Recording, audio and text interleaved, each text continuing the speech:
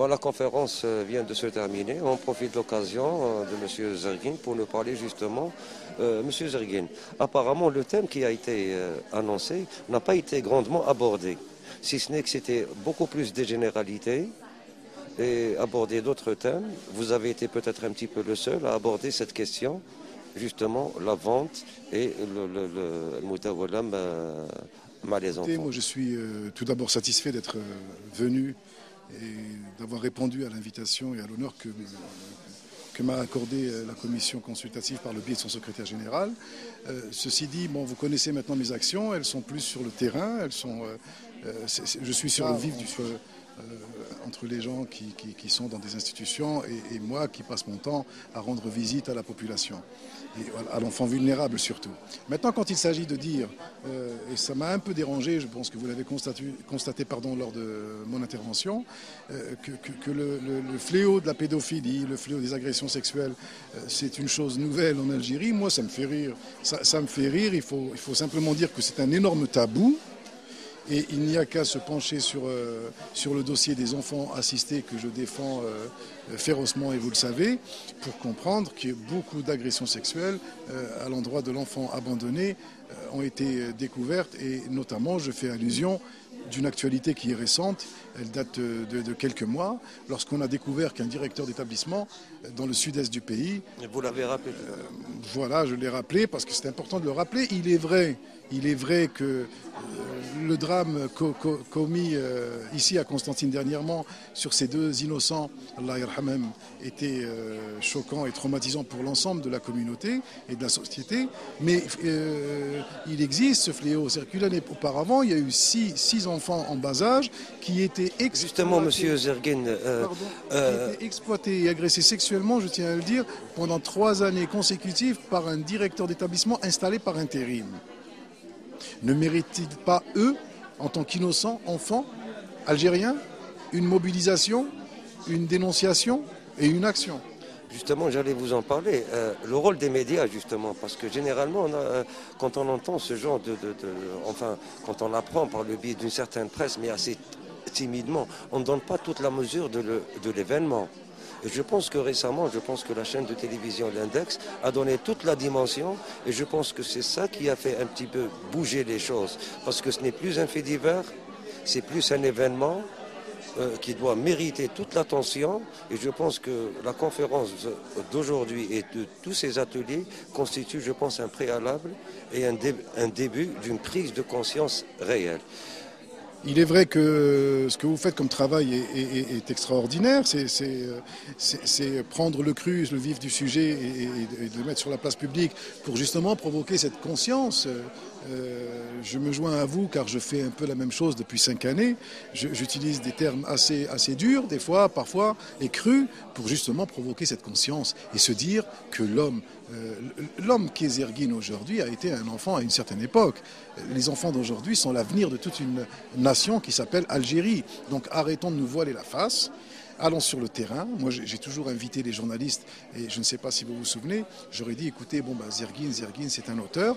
Quand il écrit des livres, c'est bien de parler de lui, mais continuez votre travail, allez rendre visite à ses enfants, rendez-vous observez autour de vous, et quand il s'agit de parler de l'exploitation des mineurs, alors moi je suis à chaque fois scandalisé quand j'entends, je pense que vous l'avez entendu tout à l'heure, monsieur le secrétaire général de la commission consultative n'a peut-être pas beaucoup apprécié ce que j'ai dit, mais il y a une duplicité collective dans un café, c'est un petit mineur qui vous sert le café. Quand vous allez laver votre voiture dans n'importe quel lavage sur la place publique, c'est des enfants de 12-13 ans qui vous lavent votre voiture. N'est-ce pas une duplicité collective de toute la société dans l'exploitation des mineurs? Donc il y a une question à poser sur la table. À quand, comme je l'ai souligné tout à l'heure, une réelle politique concrète, pas conjoncturelle, concrète, de l'enfance, de sa protection et de la promotion des droits de l'enfant. Il ne s'agit pas de faire des droits de l'homme ou des droits de l'enfant un outil conjoncturel.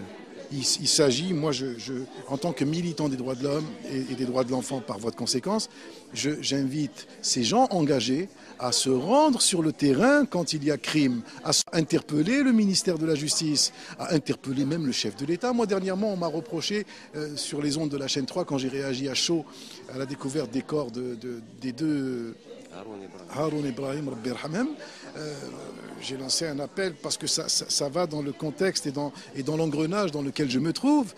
Il y a, et c'est pas pour faire l'intéressant, il y a quelques mois, j'ai sollicité du président de la République le déclenchement d'un plan d'urgence à l'endroit de l'enfance d'une manière générale, parce que l'enfance algérienne, dans sa globalité, mérite, je pense, un code de l'enfance, un tribunal qui les défend et qui les cadre, et également, et même contre leur propre famille et leurs parents.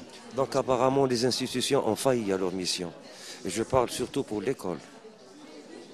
Donc il y a une défaillance des institutions, bien que nous avons toute une batterie de lois, toute une batterie de réglementations, mais au final, nous voyons que cette application connaît un grand déficit, et c'est pour cela que nous constatons justement avec étonnement peut-être, parce que justement j'allais vous parler des statistiques. Est-ce que nous avons des statistiques justement concernant toutes ces dérives et toutes ces défaillances? Écoutez, à ma connaissance, les statistiques sont complètement erronées.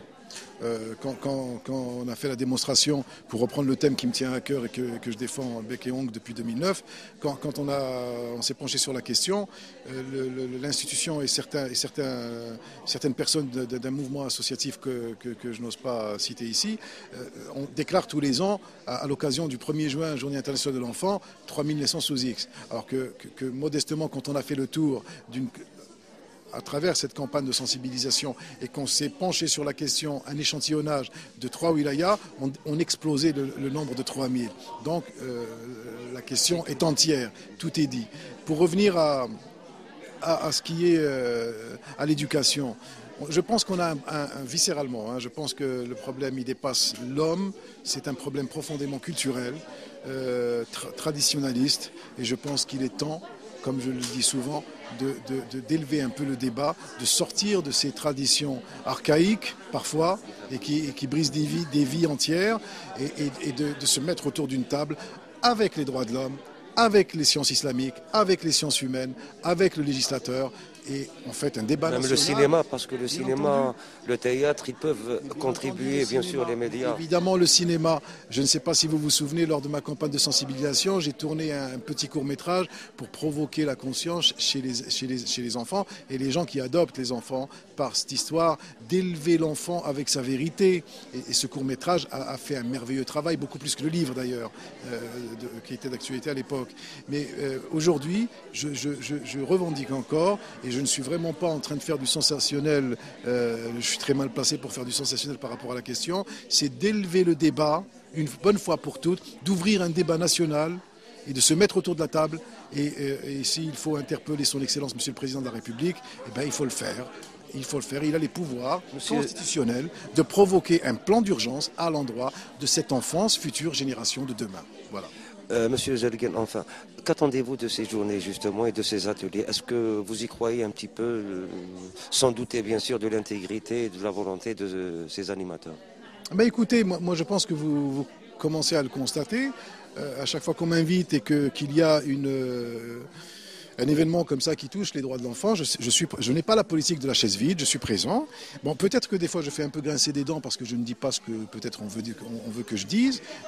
Moi je suis le reflet de la réalité. Je m'autoproclame le reflet de la réalité et je ne changerai pas. Je suis un auteur humaniste, je continuerai à aller dans la dénonciation, avec respect, avec des limites, mais uniquement pour provoquer la conscience des acteurs, ceux qui peuvent faire quelque chose. Et une réunion comme aujourd'hui à Constantine a eu l'honneur d'accueillir la commission consultative cette année, c'est très bien, c'est toujours des fruits en plus, c'est des gens qu'on rencontre, c'est un relationnel qu'on tisse, et pourquoi pas qu'il... On doit capitaliser, justement. On doit capitaliser. Je ne suis pas dans l'élan de la politique du hadak makallah ou hadak makallah. Non, je suis plus dans l'élan rassembleur autour de la question qui nous incombe à tous. Voilà.